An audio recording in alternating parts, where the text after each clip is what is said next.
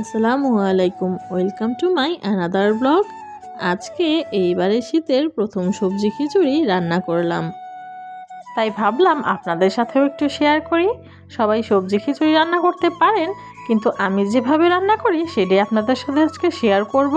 আর আজকের এই খিচুড়িটা যেই খেয়েছে সেই বলেছে পেট ভরে যাচ্ছে কিন্তু মুখ ফিরছে না। এখানে খিচুড়ি রান্না করার জন্য আমি 4 ধরনের সবজি নিয়েছি: ফুলকপি, আলু, সিম এবং লাউ। চাল নিয়েছি 2 কাপের মতো। 2 কাপ চালের মধ্যে আমি 1 কাপ ডাল দিয়েছি। আজকে আমি এক ধরনের ডালই নিয়েছি, শুধু মসুর ডালটা নিয়েছি। আপনারা চাইলে 2-3 ধরনের ডাল মিক্সড করে দিতে পারেন। চালের অর্ধেক ডাল নিলে খিচুড়িটা বেশি টেস্টি হয়। আমি এখানে প্যানের মধ্যে 1/4 কাপ তেল দিয়ে দিয়েছি, তার মধ্যে গরম মশলা দিয়ে পেঁয়াজ আর মরিচ কুচিও দিয়ে দিয়েছি। এবার পেঁয়াজ মরিচগুলো ভেজে নিচ্ছি। পেঁয়াজ মরিচগুলো কিন্তু লাল লাল করে ভেজে নেওয়ার কোনো প্রয়োজন নেই। পেঁয়াজ মরিচগুলো একটু নরম হয়ে আসলে এখানে 1.5 চা চামচ আদা রসুন বাটা দিয়ে দিচ্ছি। এবার আদা রসুন বাটার কাঁচা গন্ধ যেন না আসে, এর জন্য একটু ভেজে নিলাম। আমি অল্প পরিমাণে চিকেনও ইউজ করেছি, কারণ আমার কাছে শুধু শুধু খিচুড়ি ভালো লাগে না। একটু চিকেন দিলে ফ্লেভারটাও ভালো আসে, টেস্টটাও ভালো আসে, এর জন্য সামান্য একটু চিকেন দিয়ে দিয়েছি।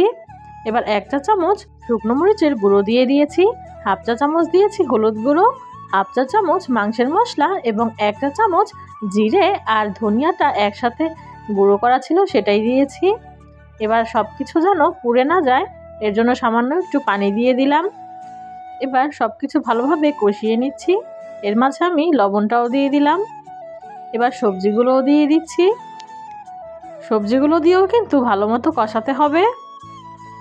আমার ভিডিওগুলো যদি আপনাদের ভালো লেগে থাকে চ্যানেলটিকে অবশ্যই সাবস্ক্রাইব করবেন, আর যদি ফেসবুকে থেকে দেখে থাকেন পেজটিকে অবশ্যই ফলো দিবেন এবং লাইক কমেন্ট করে জানাতে পারেন আমার ভিডিওটি কেমন লাগলো আপনাদের কাছে, আর কোন ধরনের ভিডিওগুলো আপনারা বেশি পছন্দ করেন সেটাও জানাতে পারেন।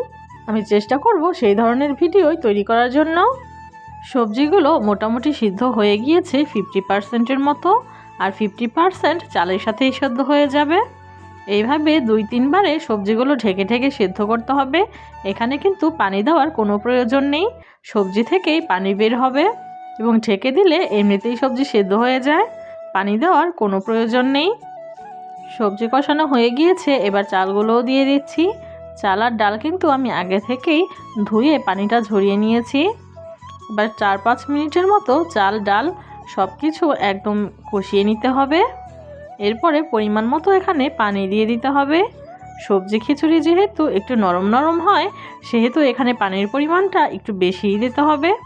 2 কাপ চালের জন্য এখানে 6 কাপ পানি দিতে হবে। এবার ঢেকে দিতে হবে খিচুড়িটা ফুটে আসা পর্যন্ত। লবণটাও এর মধ্যে চেক করে দিয়ে দিয়েছি। খিচুড়িটা ফুটে এসেছে, এবার ঢাকনাটা তুলে আবার সব কিছু নেড়ে দিচ্ছি। এবার আর ঢাকতে হবে না, 10 মিনিট ঢাকা ছাড়াই হাই হিটে রান্না করতে হবে। পানিটা একটু শুকিয়ে আসলে খিচুড়িটা আবার ঢেকে দিতে হবে, তারপর জালটাও লো করে দিতে হবে। খিচুড়ির পানিটা অনেকটাই শুকিয়ে এসছে, এবার ধনিয়া পাতাগুলোও দিয়ে দিলাম। ধনিয়া পাতাগুলো দিয়ে আবার ঢেকে দেব 5 মিনিটের জন্য। এই পর্যায়ে চুলার আঁচটা একদম লো হিটে দিয়ে দিতে হবে, নয়তো খিচুড়িটা তলায় লেগে যেতে পারে। 5 মিনিট পর ঢাকনা তুলে খিচুড়িটা নেড়ে দিয়ে আবার 5 মিনিটের জন্য ঢাকা দিয়ে রাখতে হবে। 5 মিনিট পরে খিচুড়িটা কিন্তু এখন একদম রেডি। এবার চুলার আঁচটাও আমি বন্ধ করে দিয়েছি। এবার খিচুড়িটা তুলে নিচ্ছি খাওয়ার জন্য। সবজি খিচুড়ি কিন্তু গরম গরমে বেশি ভালো লাগে, এটা কিন্তু ঠান্ডা হয়ে গেলে আর ভালো লাগবে না খেতে। আজকের মতো এই পর্যন্তই। আল্লাহ হাফেজ।